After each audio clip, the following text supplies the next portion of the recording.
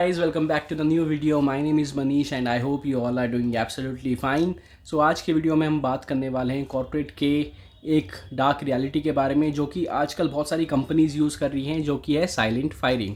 तो silent firing ये वही सिचुएशन होती है जहाँ कंपनी खुद आपको टर्मिनेट नहीं करती पर आपको फोर्स करती हैं, आपको पुश करती हैं कि आप खुद ही अपना रेजिग्नेशन डाल देते हो। तो ये वीडियो अगर आप कॉर्पोरेट में काम करते हैं तो ये वीडियो आपके लिए बहुत ही ज़्यादा एक ज़रूरी और एक इन्फॉर्मेटिव वीडियो होने वाली है, क्योंकि हम इसमें बात करने वाले हैं कुछ एग्जांपल्स की जो मैंने देखे हैं और कुछ स्ट्रैटेजीज़ जो ये कंपनी अपनाती हैं। और अगर आपके साथ भी हो रहा है तो आपको पता लग जाना चाहिए कि कंपनी चाहती है कि आप जल्दी टर्मिनेट कर दें खुद को। तो वीडियो शुरू करने से पहले अगर आपने मेरे चैनल को सब्सक्राइब नहीं किया तो प्लीज़ मेरे चैनल को सब्सक्राइब करें, वीडियो को लाइक करें और वीडियो को अपने दोस्तों के साथ शेयर करें। तो चलिए इस वीडियो को शुरू करते हैं। डिटेल में बात करते हैं कि साइलेंट फायरिंग होती क्या है। ये वही है इनडायरेक्ट तरीका जहां कंपनी अपने एम्प्लॉयज़ को निकालती है। ये आपके वर्क एनवायरनमेंट को इतना ज़्यादा टॉक्सिक और अनकंफर्टेबल कर देती हैं कि आप खुद ही रिज़ाइन करने पर मजबूर हो जाते हो। ये एक स्लो मेंटल स्ट्रेस भी क्रिएट करती हैं आपके ऊपर। तो चलो मान लो आप एक बहुत अच्छे एम्प्लॉय हो और आप अपनी जो ड्यूटीज़ हैं वो बहुत ही रिलीजियसली काम करते हो और आप अपनी डेडलाइंस को मीट करते हो। पर अगर आपका वर्कलोड बहुत ही ज़्यादा बढ़ा दिया जाए अचानक से, मान लो आपकी डेडलाइंस इतनी ज़्यादा अनरियलिस्टिक कर दी जाए कि आप पूरा ही नहीं कर सकते, आपको एकदम वर्क प्रेशर के नाम पे आपको बहुत ही ज़्यादा काम दिया जाए। और उल्टा भी हो सकता है कि मान लो आपकी रिस्पॉन्सिबिलिटीज़ इतनी कम कर दी जाएँ कि आप कुछ भी एक प्रोडक्टिव काम नहीं कर रही हो और आपको ऐसा रियलाइज़ कराया जा रहा है कि कंपनी के लिए आप कुछ भी वैल्यूएबल नहीं कर रहे और आपकी रोल की कोई इंपॉर्टेंस नहीं है। ये सब टैक्टिक्स होती हैं साइलेंट फायरिंग की। अब मैं बात करना चाहूँगा कि उन टैक्टिक्स की जो आईटी कंपनीज़ यूज़ कर रही हैं just for the silent firing of employees. सबसे पहला होता है पीआईपी। पीआईपी होता है परफॉर्मेंस इम्प्रूवमेंट प्रोग्राम या प्लान।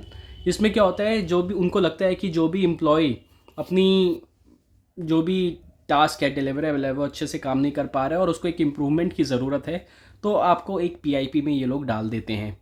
और पीआईपी का मतलब यही होता है कि डेंजर जोन में आप आ गए हो, कि आपकी जॉब कभी भी जा सकती है।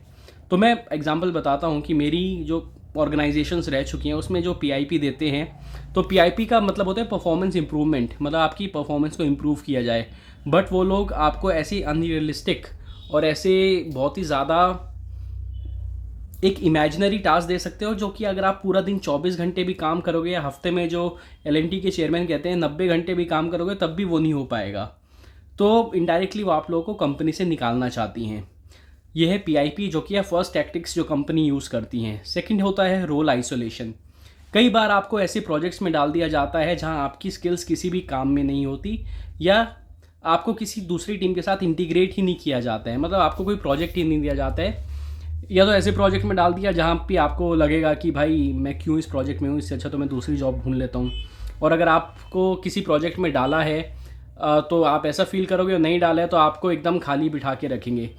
तो ऐसा होता है जैसे एक एम्प्लॉय को एक टीम से हटा दिया गया और उसको एक सपोर्ट प्रोजेक्ट में डाल दिया गया, या उसको प्रोजेक्ट से हटा के रिलीज़ में डाल दिया, वो आरएमजी के पास ही बैठा है कुछ महीनों से। तो इनडायरेक्टली वो फोर्स हो जाएगा कि वो उस कंपनी को छोड़ के किसी दूसरी जगह अपना ढूंढने की कोशिश करेगा कि कहीं और उसको जॉब लग जाए। तीसरा है अनरियलिस्टिक वर्क प्रेशर। आपका वर्कलोड या डेडलाइंस इतनी डिफ़िकल्ट कर दी जाएंगी कि आप मेंटली एग्जॉस्ट हो जाओगे।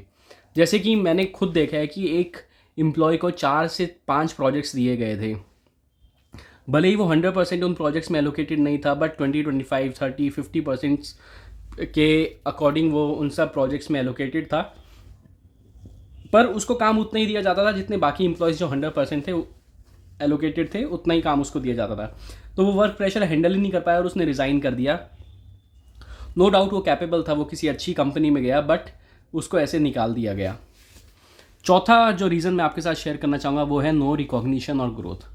अप्रेजल का वेट कर रहे हो और रिजल्ट आता है और आपको पता चलता है कि आपका तो इंक्रीमेंट ही नहीं हो रहा, या आपका इंक्रीमेंट हुआ है तो वो उन लोगों ने डेफ़र कर दिया है 5-6 महीने के लिए, या इंक्रीमेंट किया तो है बट ये वो इस साल वैलिड नहीं रहेगा, आपको नेक्स्ट ईयर एक कंबाइंड इंक्रीमेंट दिया जाएगा। या जूनियर्स को जल्दी प्रमोट कर दिया जाता है और आपको प्रमोट नहीं किया जाता।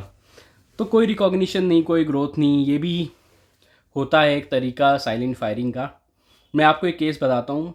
जिस ऑर्गेनाइजेशन में मैं पहले काम करता था वहाँ पे एक आदमी था, वो 10 साल से उसी प्रोजेक्ट में था और वो अच्छे से अपना काम करता था। और एक नया जॉइनी आया जो पिछले 4 साल से उस प्रोजेक्ट में था, बट जब नेक्स्ट लेवल पे जाने की बात हुई तो वो 4 साल वाले एम्प्लॉय को जो ऑटोमेटिकली जो किसी दूसरी कंपनी से अच्छी हाइक लेके आया था उसको प्रमोट कर दिया गया। तो इनडायरेक्टली वो चाहते हैं कि जो 10 साल वाला आदमी है भाई वो अब इस कंपनी में काम ना करे, वो चला जाए। जो फिफ्थ होता है वो होता है इनडायरेक्ट हरेसमेंट।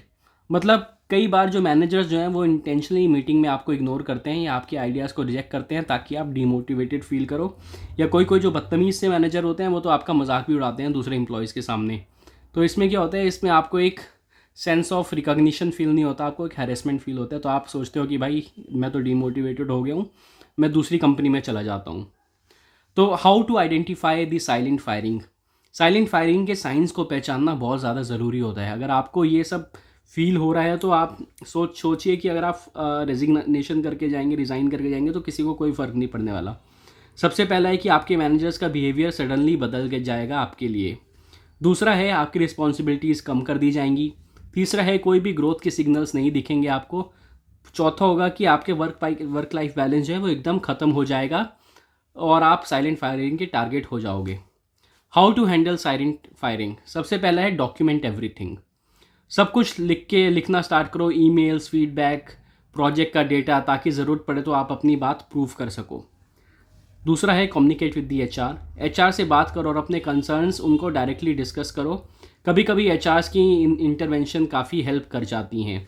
तीसरा है नेटवर्क इन अपस्किल। अपने इंडस्ट्री में कॉन्टैक्ट्स को एक्टिवेट करो और नए स्किल्स एक्वायर करो ताकि आपके पास एक बेटर अपॉर्चुनिटी हो। चौथा है stay calm and plan exit. आप अपने इमोशंस को कंट्रोल करो और एक प्रॉपर एग्जिट बना के अपने करियर का अगला स्टेप प्लान करो। So what's my take on silent firing. दोस्तों, साइलेंट फायरिंग एक हार्श रियलिटी है जो कि आजकल के कॉर्पोरेट की एक हार्श रियलिटी बन गई है। लेकिन अगर आप अवेयर हो, आप अपने ऑप्शंस को एक्सप्लोर करते हो और आप प्रोएक्टिव हो तो आप इस सिचुएशन को भी हैंडल कर सकते हो। ये वीडियो सिर्फ अवेयरनेस के लिए था और अगर आपको लगता है कि ये रिलेटेबल है तो ज़रूर कमेंट करके आप अपने एक्सपीरियंसेस मेरे साथ ज़रूर शेयर कर सकते हैं। तो दोस्तों, अगर आपको भी ये वीडियो इन्फॉर्मेटिव लगी हो तो प्लीज़ इसे लाइक करना, अपने दोस्तों के साथ शेयर करना और चैनल के सब्सक्राइब ज़रूर करना।